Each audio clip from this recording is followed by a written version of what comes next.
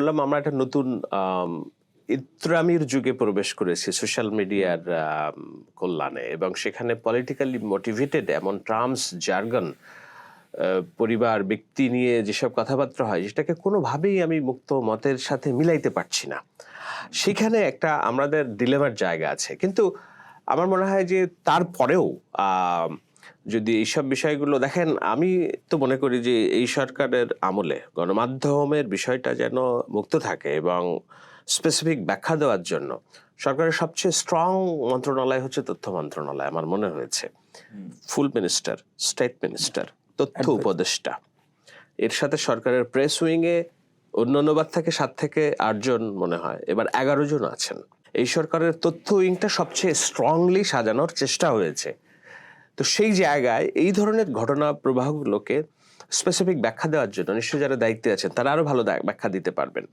কিন্তু আমি তো বলেই যাব যে না, আমার মুক্ত মত লাগবে, আমার স্বাধীনতা লাগবে। আমি যদি সরকারের এইসব বিষয়ে সমালোচনা না করতে পারি, আমি আগের দিন বলেছি যে সরকার প্রধানকে আমি ব্যক্তিগতভাবে দুই একবার যারা সুযোগ হয়েছেন, তিনি নিজেও বারবার বলার চেষ্টা করেছেন যে আপনারা সমালোচনা না করলে আমি ব্যবস্থা নিতে পারবো না, আমি হয়তো নিজেও জানবো না কোথায় কি হচ্ছে না হচ্ছে, সুতরাং আমার জানার জন্য এই সমালোচনাটা লাগবে।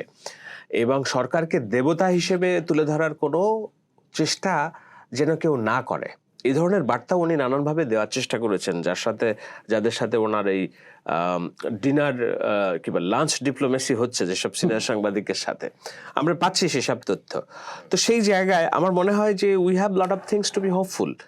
বাট যেসব বিচ্ছিন্ন ঘটনাগুলো ঘটছে সেগুলো কেন ঘটছে সেটা নিশ্চয়ই অ্যাড্রেস করার জন্য এই যে বিশাল তথ্য বহর মন্ত্রণালয়ের, তারা নিশ্চয়ই এগিয়ে আসবেন এবং তারা চক আউট করছেন প্ল্যান যে কিভাবে সামনে এগুলো তারা মোকাবেলা করবেন।